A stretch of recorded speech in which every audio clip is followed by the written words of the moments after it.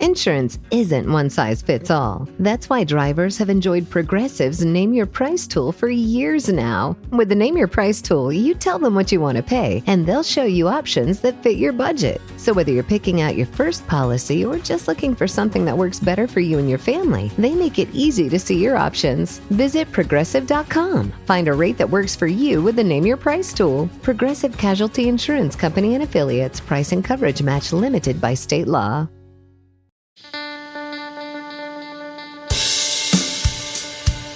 Hello and welcome back to True Crime Guys Podcast. I'm your host, Michael, and Andy's here with me sweating it out on this summer night. I am just damp. The humidity is strong tonight. Get used to it, Andy. Did the fan cut off? No, it's still going. I'm not letting it. I hope it's not too much of a distraction in the episode today, guys. Guys, if it is, deal with it. Deal with it. Because we are dealing with it in here. There was a storm today in the south, and like I said, the humidity is a ride. Right before you got here, my internet went out. Oh, fucking great. And then 5 minutes before, like I said, and then it just popped back on. I was like, oh, okay. There we go. The gods are with us. They are with us. At least we didn't lose power again. Right. Jesus. But guys, before we get into this case today, I got to remind you that you can hear these episodes early and ad-free with bonus content on Patreon.com. Patreon.com/True Crime Guys is the best way to support the show and what we're doing here at True Crime Guys Productions, and we appreciate it very much, guys. You can hear all types of audio files from there all the way back to 2017 when we first started the show. I think our very first Patreon exclusive was on John Wayne Gacy. Oh, man. Yeah. We should do like a Redux one on the anniversary or something. Oh my God, there's so many we could do on that. We could do it definitely. Really, yeah. I'm currently reading Helter Skelter. Oh, okay, good for you. Good so for you. maybe we'll, that's a fun read. I'll let you have that. Yeah, I'll let very, you do that. Informative. Lots of dates and times and names so far. But yeah, maybe, who knows? Maybe we'll do one. We'll do a deep dive on Charlie Manson. You know what I want to do? I want to do a comparison of the Helter Skelter book and then the new Chaos book. Yeah. Because I heard that when Chaos came out, the author of Helter Skelter was pretty pissed off about that. But, you know, there's neither here nor there. That's in the future. Who knows? But today, guys, we're talking about a horrific case. Not necessarily a family annihilator, but definitely family violence. Yeah, there's definitely some violence against children in this episode. Against children. Yes, absolutely. So you are very much warned in this. Thankfully, not all the children are killed, but some do not make it out alive, unfortunately. Yeah. So there's your warning. But on the morning of May 24th, 2019, police officers were called to a home on Gregg House Road in Shiregreen, which is a northern suburb of Sheffield, in South Yorkshire, England. So they were responding to a call about violence towards children. When they arrived, 6 children were found unconscious inside the home. They were treated at the Sheffield Children's Hospital, where the 2 oldest children later passed. 2 people, 39-year-old Brandon Machin and 35-year-old Sarah Barrass, or Barrass. I think it's Barrass. Yeah, Barrass. Sarah Barrass, were arrested for murdering 2 of their children. And as if that wasn't bad enough, wait till you hear about Sarah and Brandon's family history. Yeah, Michael. It doesn't make it better, no, but it helps you understand it a little. A little bit. A little bit. But let's roll that intro. Let's get into it, Andy.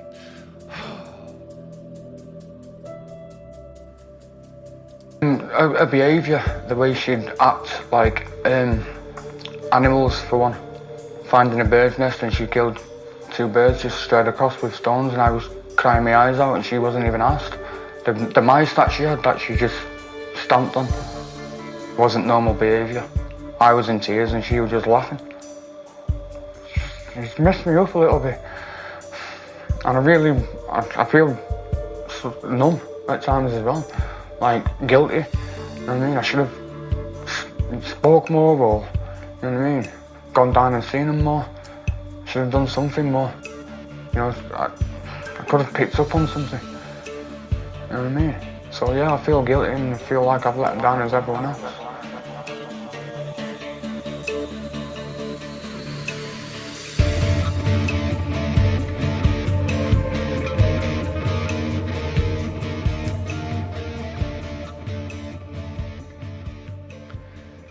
All right, so let's start with the childhood of Sarah Barrass. She was born to a mother who had 5 children from 5 different men, or at least that's what she said. Mm-hmm. None of which were in the picture or had anything to do with any of the children. Ah, okay. So she knew how to pick them. Yeah, really. Sarah suffered all sorts of abuse growing up, as you could imagine, in a rotating door style home. Everything from sexual to verbal, physical. There were always people coming and going, and it wasn't a very unstable environment for any of the children. They ended up being in and out of foster care. Social services was involved in their lives a lot, making visits, this and that. So their lives were very unstable. Yeah. Very inconsistent. If I'm not mistaken, I do believe Sarah also claims that she suffered abuse in the foster system. That's one of the reasons she was so against it. Like, she was very scared of the foster system. She's like, I can't let my children do that. Right. But it's, Sarah wasn't just, I guess she wasn't always the victim as a child. There's a testimony from one of her brothers where he talks about how Sarah used to, stomp on their pet mice. Apparently they had rats or mice as pets, and she would take them out of the container and throw them on the ground and stomp on them. Oh, cute. Yeah. That's normal behavior. And she would climb trees and knock bird nests out with little birds in them onto the ground, like just torturing animals pretty much.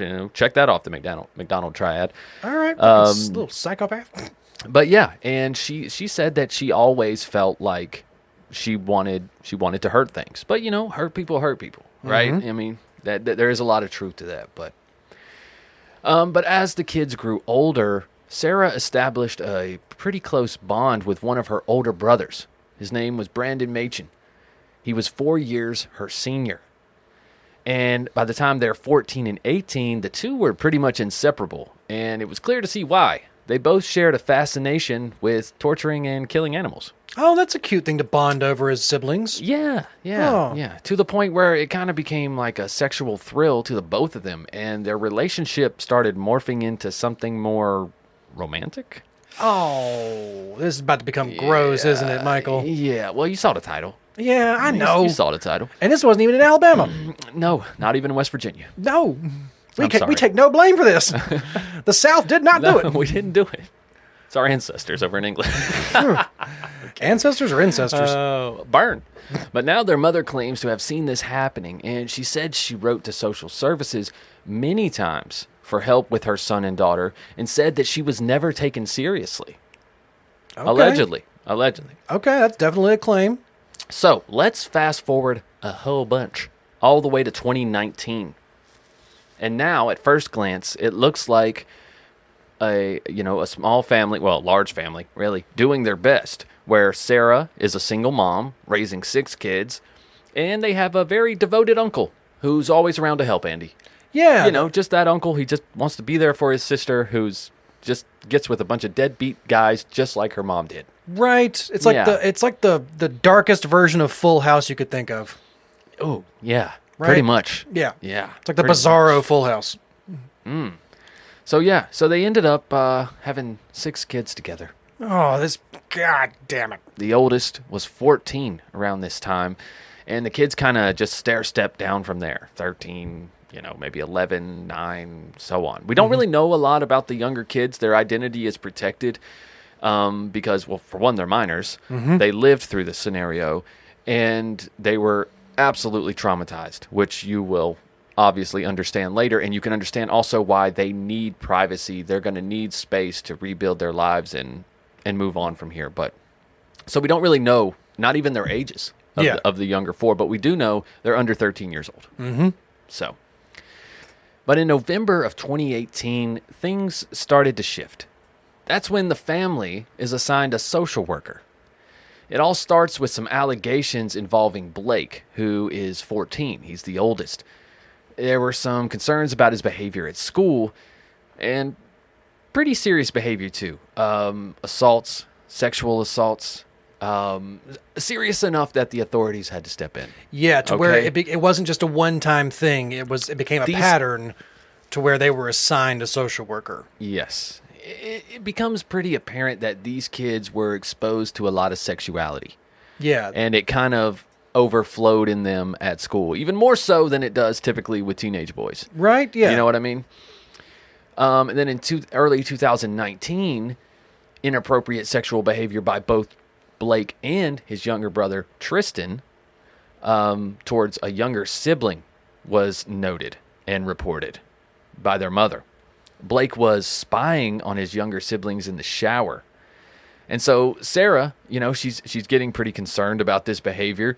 So she's back and forth, right? So she's calling social services, but she also doesn't want them to be too involved. Mm-hmm. But she's also like, hey, please help me.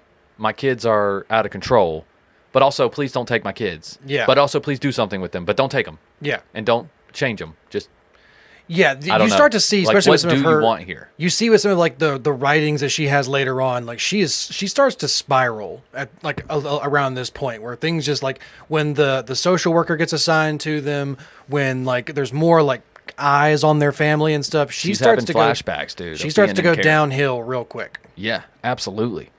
And she's also worried about Tristan, the 13-year-old, because he's always asking the younger siblings to sit on his lap.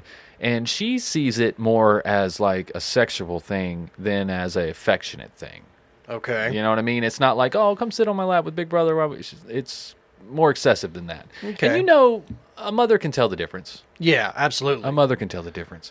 But at the same time, this is, not to no victim blaming whatsoever. This is a mother who's also been in an incestuous relationship with her brother for the past 15. And has been sexually assaulted her whole life. Yeah. And those are just the facts. I'm not trying to be on her side or give her any type of way out of this awful things that she did, but it's the facts. Yeah, very much so. Yeah. But also at school, it was reported that there had been an issue between Tristan and another female student where he had touched her inappropriately in the classroom. And at this point, social services was really narrow in their focus. Yeah, now you have like a case manager. It's like you had kind of like a hearsay. You kind of had kids tattling and blah blah blah and this and that, and the teachers like, okay, we need to have parent conferences and all this stuff, and they're just working at it there. But after this interaction, the parents of the little girl decide they're going to press charges. Yeah. So now police are getting involved. Not just social services, actual police. Yeah, because doesn't she calls her, like the parents call Sarah in like the middle of the night, don't they? I believe they do, yes. Yeah, they call her and like tell her that they are going to press charges. Like they're going to call the police in the morning. They're just warning her. Yeah. Which was a terrible thing to do, honestly. Like, you shouldn't warn somebody of that when you're like, I'm going to press charges against your child. Well, like, I don't know. It's one of those weird things. If she called, so if the mother of the girl calls and she expresses to Sarah her concerns, and Sarah gets upset and starts backlashing at her, then I could see, okay, you know what? I'm going to press charges then. Yeah. Since you are not going to take the necessary steps to curb your son's behavior, then I'm going to escalate. And I could see that happening. Very possibly. Sarah's a lot of narcissistic behavior. I'm sure she, like any mother, they don't take criticism of their children very well. Of their parenting well, either. Yeah. No, you don't criticize a mother's children. You don't criticize her parenting. Period. Right. So, but this is where Sarah starts to panic. Right. She starts messaging friends. She's trying to figure out what to do, and we actually have some text messages that she sent to one of her friends, and at one point she writes, quote, "I thought of every possible solution to this mess, putting them all in care, checking into the local nut house, mass murder, yada yada yada yada, all the basics." And then she says, "I love my kids too much to kill them. I can't put them into care for the same reasons." Oh, I just love them too much. I don't want them to be protected, so I'll kill them. That's Hold on a second. Where have we heard this before? I need someone to protect them, but not care, because they would be better dead, because I don't want them to get hurt. Wait, hold on. Yeah, right? It's just like, you can go around, you can look at this from any angle. It makes no sense. No. It's narcissist. Yeah. You didn't want anyone else to have your children, and you didn't want anyone to know about how your children were conceived. Yeah, you didn't want this. Simple as that. You were very worried about your reputation. You were very worried about what this was going to cause for your family, what this was going to be, how this was going to explode. And also, the pressure that these two older boys were putting on the family, whether they realized it or not, I think they had a big play in pushing these two parents to such drastic measures. Mm-hmm. A little bit. You know what I mean? I think if these kids just kept their head down and played by the rules or whatever, and none of their awful home life was coming out, which is about next to impossible. Mm-hmm. We know, we've grown up with kids. Most kids that act that way have a bad home life. Yeah. Right? And so that's going to bleed out. But if it didn't, then, I mean, those other kids grow up in this awful home for the rest of their childhood. Yeah.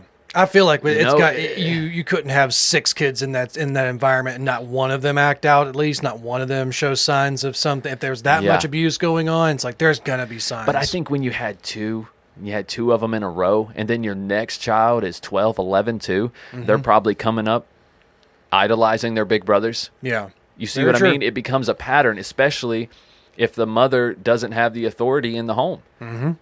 That's also true. And the quote-unquote father, uncle, whatever the hell you want to call him, he's not there all the time. He has his own address. He has his own house. Mm-hmm. So for legal purposes, he does not live at the home with them, and a lot of times he's not there. And to be fair, the children have been told he is not their father. So they don't know that they do not know who their biological father is. Yep, exactly. Which we'll get to in just a little bit, what they were told. Yeah, exactly. Oh, it's hilarious. So Sarah starts telling people she's afraid that all of her children are going to be taken away. Not just Blake and Tristan, but all of them. And she might be right, because on May 22nd, things escalated again. And now Sarah is told that the family is moving from child in need to child protection. Yeah. So now social services is not supplementing them and helping them and seeing what they can do. Now they're like, okay, we will take these kids now. Like we will do whatever it takes to protect them. We have been given that. We've been given that right at this point. So authorities aren't checking in; they're stepping in now. They're actually making changes. Mm-hmm. But again, they give them so much warning, which is, again, like, if they knew how unstable this woman was, I don't think they would have given her this much warning. But I mean, but who would know? Yeah. I mean, golly, this is a huge jump, Andy. Yeah, and very much so. They raised these kids together for 14 years. Yep. You know, it's weird. It's one thing, too, and I thought about this when we were researching this case. It's like the fact that we've made jokes about the South and all those, like Alabama and West Virginia, like those, like, incest inbred families that like live out in the country or whatever, like those hills have eyes type people, whatever. Right. But it's like that joke always kind of implies like very isolationist, very away from society. They're like, they are way out but without any other options, so to speak. Right. And that's just what they have been okay with. But they raise their kids like right in the middle of society, and we're going to school and going to the grocery store and living a quote unquote normal life, right? And trying to hide this incredible secret, like just for so many years too. Absolutely, it's interesting that it lasted for so long, and I think that's just because you just had your children finally reach the age where they could make their own decisions. They start becoming their own people, and all the ingredients that you've thrown in for the last 10 plus years is starting to turn into a recipe of something. And this quote unquote single mother cannot control all 6 of these kids. Exactly. She's starting to lose some of that control. Exactly. You didn't start a business just to keep the lights on. You're here to sell more today than yesterday. You're here to win. Lucky for you, Shopify built the best converting checkout on the planet. Like the just one tapping, ridiculously fast acting, sky-high sales stacking, champion of checkouts. That's the good stuff right there. So if your business is in it to win it, win with Shopify. Start your free trial today at shopify.com/win. So when the government steps in, they start asking the tough questions. They said, have the children been exposed to anything inappropriate? Of course. Any sexual behavior? Seems like it. Any kind of abuse in the home? Of course, Sarah denies all of it. Mm-hmm. Of course. And when the social worker asks, who is the father? Of course, once again, Sarah refuses to answer. And here's what makes it even stranger. While talking about their father, the social worker found out that the children think their father is dead because he died in World War II. all of this is I'm not victim blaming whatsoever. But when I heard that even the 14-year-old and the 13-year-old, they're like, yeah, my dad died in World War II. You're like, But I mean, you're Do talking about math. but you're talking about kids who were born after 2000, right? Yeah. They think everything that happened with the 19 in front happened at the same time. to be fair, It's like us going, "Oh, that happened in the 1700s." It's like, "Yeah, but it could have been 50 years apart." yeah, right. But, that's how it is, unfortunately. That's how old we are. We got a 19 in front of our birth year. To a certain degree, yes. I'll give you that. So, obviously, the social worker figured out that these kids didn't come up with this story on their own, right? This was obviously given to them. Not only was it given to them, it was repeated. Right? Like, over and over again. It's like, you didn't think your kids were going to just go out and talk to literally any other person. It's like, think about, like, the first like, intimate partner they have. They're eventually going to, how'd your mom and dad meet? Who's your mom? Who's your dad? Blah, blah, blah, this kind of stuff. And then they're going to tell them, oh, my dad died in World War II. And they're going to be like, that's impossible. I don't even think you're going to have to wait that long. Is your dad a ghost? Yeah, you're not going to have to wait that long, Michael. That's gonna come up on the playground one day when some kids Obviously ask not. I know. I'm saying at they some lived point, to 14 and didn't. the kids told other children this at some point. Yeah. But then But other kids just take it in stride too. At kids, they're some like, "Oh, whatever." point, yeah, I'm saying at some point, that's gonna come out in like just like a recess or like just a group hangout. Look, Andy, 1940, 1980, it's all the same. Some kids gonna be like, yeah, where's your dad? How'd your dad die again? World War II. And they're like, it's gonna be like that time period when like all the class is like studying World War II. Yeah. And they're like, wait a minute. He was that's 20 in 1939. He was. How old was your? Wait, like it's good. There's got to be one kid who fucking understands math. And Your history. mom's 35. Wait a second. Hold Yeah, on. there's one kid with glasses in this class who understands. Right. Like it's coming out. It's coming out so quickly, and the fact that they couldn't have picked like a more recent war for the for the father to have died in. Yeah. Could have been a different conflict. They were like, what has Britain been involved in the past? I don't know, 20 years. Right. Oh, well, hold on. Let me pull out the list. Exactly. But, because they're prying, because they're starting asking questions, it's like, imagine the awkwardness of this meeting. Right. So, the social worker leaves, whatever. Now Sarah has realized that, the jig is up. Like, we got to figure something out. Real adults are figuring things. Real adults are asking questions now. Exactly. So, on the night of May 23rd, she's at home. Brandon is there. All 6 kids are in the house. And she gets a phone call. Someone is accusing Tristan of assaulting another child. And not just that, they say they're going to report it to the police the next day. Right? So this is what we were talking about earlier. This is exactly when this happens. This is just the fucking straw that broke the camel's back right here. Yep. This is it. So now in Sarah's mind, she has no choice. Her back's against the wall. I got to get rid of these kids, apparently. Or something. It's like, why didn't y'all just like pack up and move somewhere else? Or, I mean, I guess you can't once you're under watch. Yeah, you know what I'm saying? possibly. Maybe not, but still, just but you also saw the text message or whatever that she was like, I've thought of everything, mass murder, like yada, yada, yada. And you're like, whoa, you skipped a lot of steps. How did you get to these where you're, I've thought of everything. Yeah. Like you didn't think about leaving. Right. Exactly. You didn't think about, I don't know, like, letting someone else raise your children. Like, Yeah. I get it. Yes, they may experience bad things in the foster care. I'm sure plenty of kids do, but it's better than death. Yeah, right. At least they'll have their whole lives to potentially heal from the damage, right?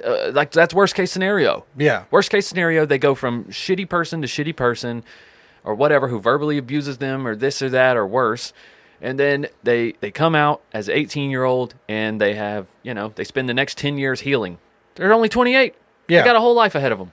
But you decided to just not give them a chance. Like, they just can't deal with it. Yeah. It's like how many times we talked about a family annihilator and that It's decision, selfish. that It's decision of selfish. being like, you thought that embarrassment or shame That's what I'm saying. was worse than death. That's how you know And she's so like- fucking narcissistic. And you're like, God damn it. Like, and again, you thought you were going to get away with, she thought she was going to get away with this almost. Oh, which God, yeah. It's She's weird. got a foolproof plan. Wait till you hear it. Yeah, right?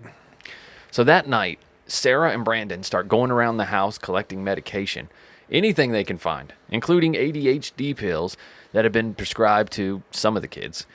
And then they force the 4 oldest, including Blake and Tristan, to swallow multiple tablets of the ADHD medication, a dose that they hope will kill them overnight. Yeah, and they're like, they tell the kids that they are like, have like a stomach bug or something. They're like, you're sick. Yeah, Here, take all these pills. And Sarah's trying to back this up too. Like, she's posting on Facebook, her status says something, oh, the kid's got a sickness. The kids must have some little stomach bug or something. Yeah, trying to give herself an alibi. Yeah, exactly. Trying to put all this stuff, in progress. So if her kids happen to pass, people will be like, oh, they just got sick. Yeah, this is the most Really? half-baked plan ever when it comes to these things. Like, again, they didn't plan out like actual poison. It's They amazing didn't- these people kept kids alive this long. Really? honestly. Yeah, it really is. Like, they didn't plan out actual poison. They didn't look up anything like that. They did. She doesn't.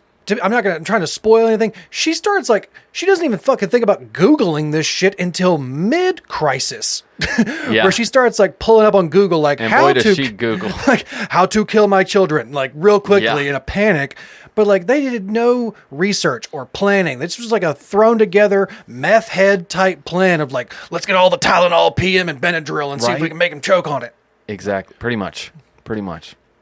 But at some point during the night, it becomes obvious that this is not working.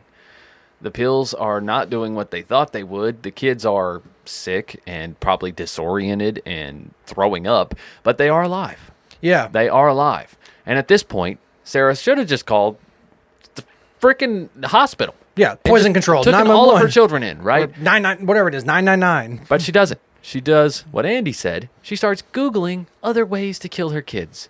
Like suffocation, strangulation, drowning. She's just scrolling through options like she's looking for a new toaster. Yeah, really? It's Absolutely, dude. and she doesn't. It's literally she basically went to Reddit, being like, "How do I do this?" Ask Reddit. Yeah. And she doesn't even go incognito to do this shit. She just fucking Googles right in the Exactly. fucking front. So they move on to plan B. Sarah goes to Tristan and uses a belt from her bathrobe and wraps it around his neck and begins to strangle him. And when Blake and Tristan are both begging her to stop, Brandon grabs Blake around the neck with his bare hands and begins to strangle him.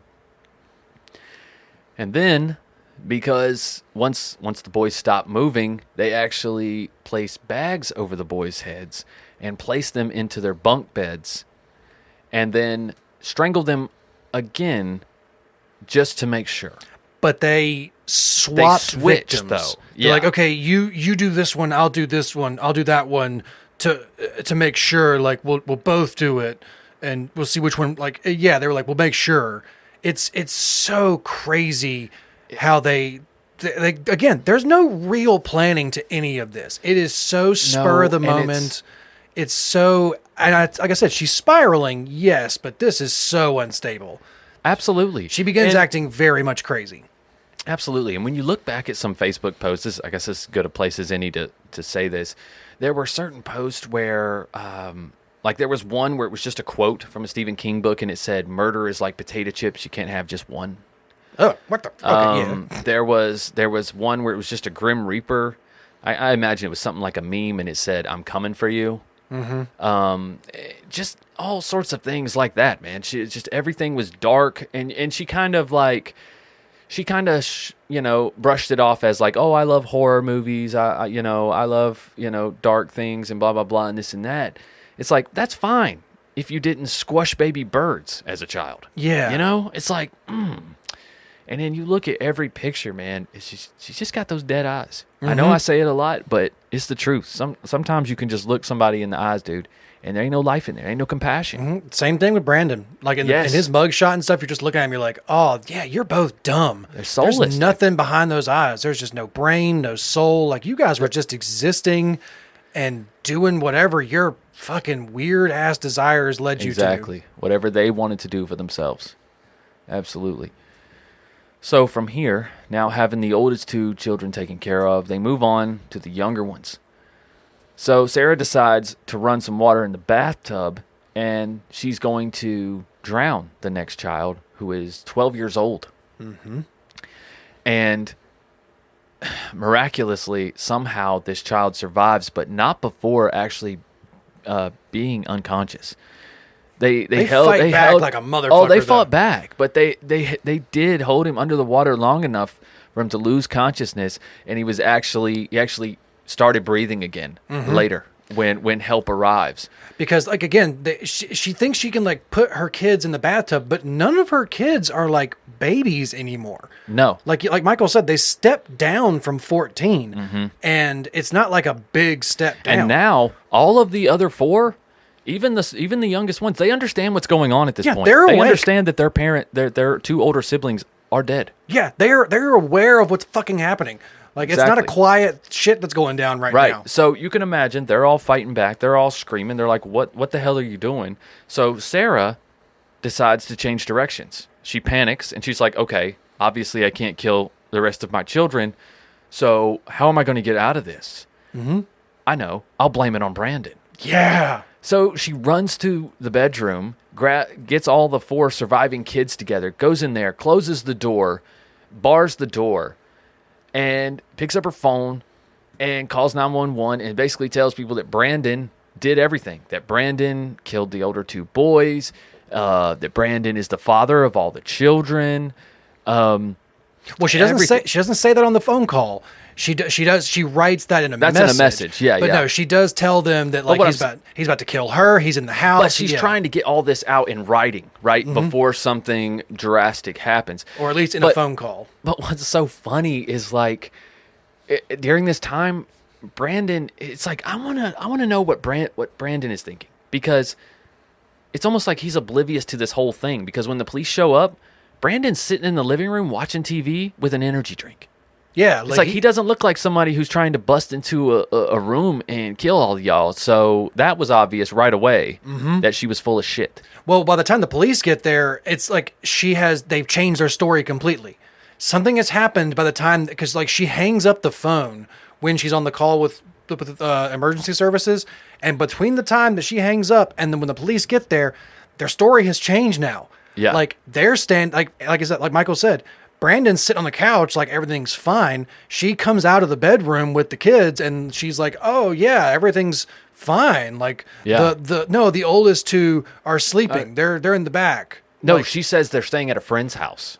She says they're staying at a friend's house. And then probably the one they tried to drown, which is the next oldest, actually looks at the cop and, he makes a motion with his finger across his throat and then points to the boy's bedroom. Mm-hmm. And the cop obviously picks up on this immediately. Of course, Sarah is smacking the child, telling him, shut up, don't say that, or whatever. But it's too late, right? Yeah. The cops already see. So the cops go to the bedroom. They obviously find Tristan and Blake, and man, then the investigation begins. It doesn't take long at all. The police and paramedics, they try their best to save the children. They do everything they can, but it's too late for Tristan and Blake. Both boys are pronounced dead shortly after. Meanwhile, the other children are still alive, but need care. They're vomiting. They're hysterical. They're just suffering from violent trauma, from mental trauma. They're rushed to intensive care, and they survive, all 4 of the younger ones. Mm-hmm. Like I said, the younger kids were fucking resilient.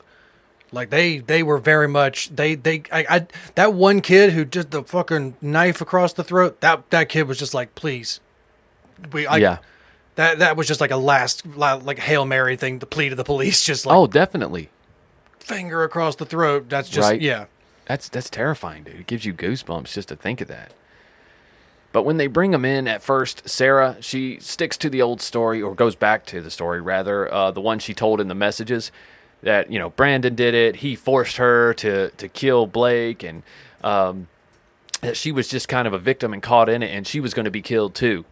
But that, like I said, when the cops show up, they see Brandon sitting on the couch, chill, and the kids aren't afraid of him. She doesn't appear to be afraid of him. So that story really doesn't hold up for long, especially once investigators start asking questions. Everything starts to fall apart, and Sarah quickly admits the truth. Yeah, that's when like the true parentage of these kids come out. She just starts talking. Yeah. She starts pouring out a bunch of stuff, and Brandon does the same thing eventually. Once he finds out that she's talking, neither one of them are neither one of them are intelligent. They just like, what do you want to know? Yeah, they told everything. One of the things Brandon says is pretty chilling. He says that Sarah told him that she would rather see the kids dead than in foster care. And then she added, I gave them life and I can take it away. That's just something moms say, bitch. That's not really, you can't actually act on that. That's not a real thing. That's a very 90s mom saying, and that's a really early mom saying of like, I fucking brought you into this world, I could take you out of it. Right, exactly. It's like, who hasn't said that? But they don't mean it. You're not supposed to actually act on that. No, you that's missed not, that part. Yeah. Yeah. That's what's called an empty threat. Right. But in the end, there's no trial. There's not a big old courtroom battle. There's not a bunch of discussion because both Sarah and Brandon plead guilty. In September of 2019, Sarah and Brandon admitted to everything: 2 counts of murder, conspiracy to murder all 6 children, and multiple accounts of attempted murder. Like I said, both of them just talk. No, like they're like, do you want to talk to a lawyer? No, they're not going to afford one. So let me go ahead and tell. Like, yeah, pretty much. They were just like, one can be provided for. Okay, yeah, all right. You're going to incriminate yourself. But the judge ended up handing them both the same sentence: a minimum of 35 years in prison, which basically means for most of their lives. This is England. Don't get it twisted. In America, you're getting death or life. Yeah, period. you killed 2 children. Killed 2 children. They were your children. Mm-hmm. You are an absolute danger to society. Come on, England. Never let them get out. Either the state's killing you, or somebody in prison is killing you. Killing you. Yeah, it's exactly. like you're not doing. I don't know if you saw True Detective. Matthew McConaughey said it. He's like, prison is not kind to people who kill their children. No. Now, during sentencing, Sarah's defense tries to explain how things got here. Her lawyer tells the court she was profoundly damaged by her childhood, which that was true. She grew up in a home filled with neglect, abuse, all types of abuse, emotional, physical, sexual, especially. Eventually, she ended up in the care system herself. Like we talked about, she was desperate to stop that from happening to her own children, desperate enough that in her mind, this was an actual solution. Yeah, we saw her Still other a shitty solutions. Defense, bro. It's like, well said, but a shitty defense. Listen, she was really fucked up, and she had a lot of fucked up things happen to her. So she thought. So she passed the buck. This was an idea, right? Not a good one, but a good an one idea. At all. You're like, no, that's not even a defense, bro. Yeah. So the kids, the survivors, they witnessed their siblings being attacked and murdered by the 2 people they trusted the most, to be honest. And, that kind of trauma, it don't go away. One of the children later said that they were afraid that they might grow up and be a killer too. Mm-hmm. And then, of course, the one who was almost drowned in the bathtub is now terrified of baths. Yeah. At least, when this story was coming out, I don't know how they're doing now, but the surviving children were taken into the care system. At least initially, they may be with families now. Like I said, their lives and their identities have been kept very close to the chest. Like you can't find nothing about it. Yeah, and rightfully so. Because again, not only the trauma of that night, but the trauma of learning their true lineage, their what they are, and like who their parents are. Like that's a real shocking thing for these children to learn. It's not something like. They're going to be going through a lot of therapy for a while. Like no doubt. Yeah. So, and thankfully these kids, hopefully, were put into very good homes with very caring people. I hope so. Because again, the foster system is not all bad. Yeah, there are some times that there's some Cinderella stories, man. Success stories for sure. There's some terrible stories in there too. There are some nightmare stories that have happened, but there's a lot of good in the foster care system and like the adoption system. So. Well, this will help them heal a little bit. In 2021, the house was actually demolished, completely destroyed. That area of Sheffield was like, nah, we're not having a house where this happened. Like, nobody wants to live where parents killed their children. Yeah, we can't resell this. No. No. And they're actually planning on turning that little lot into a little memorial park for the boys, for Tristan and Blake. That's very nice. Very cool. Like I said, that's you can't resell that house. That's not something you can put on the Zillow. Absolutely not, dude. Absolutely not. And at Tristan and Blake's funeral, around 300 motorcycles escorted the hearse along with 2 Lamborghinis. Because that's pretty badass. The boys were really interested in cars and motorcycles. Who ain't? Yeah, You know? and this story made headlines. Like, big, Oh, yeah. this story was big when it happened. So, like I said, there was a lot of people turned out for this little funeral. No doubt. And you would like to think that if this many turned out for Blake and Tristan's funeral, hopefully there was a lot of people in line waiting to take those kids and give them the home that they needed. Those 4 other children. I hope because of the publicity, they were able to find. Hopefully, they were able to have their choice, basically, of a great home. Yeah. So hopefully they all stayed together too.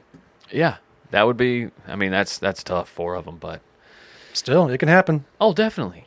Yeah, this was like we talked about in the beginning of this episode. This was not an easy story. This was one of those stories where you're like, we're going to cover it, and it's going to be hard to talk about some of this stuff. But I do think that they kind of get what they deserve. Like, and yeah, we talk. It's England. They get 35 years. You feel like it should be more. But you think it'd be like 35 years for each kid you killed. How about that? So it's like it's like 75. It's like 70 years minimum. And you're already 35. Perfect. Yeah, it's like that makes more sense. But they're just like, well, you committed 2 murders, so we'll just go ahead and lump that as a murder. Okay, it's like, hold on. Yeah, they could get out in their early 70s. Yeah, honestly.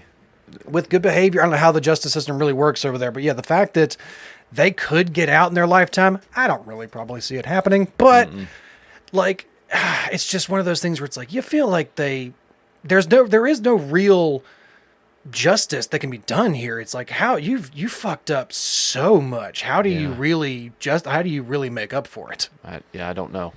I don't know, man. It's a horrible story. But it's one that should be told, and I think it's I'm not saying not the ancestral part, but the part of, kids being isolated, kids being left to their own devices, being exposed to ridiculous things, like that's going to be more and more prevalent, I think, in our world moving forward, just because of the access kids have to the world now. I mean, all you got to do is say, are you 18? Yes.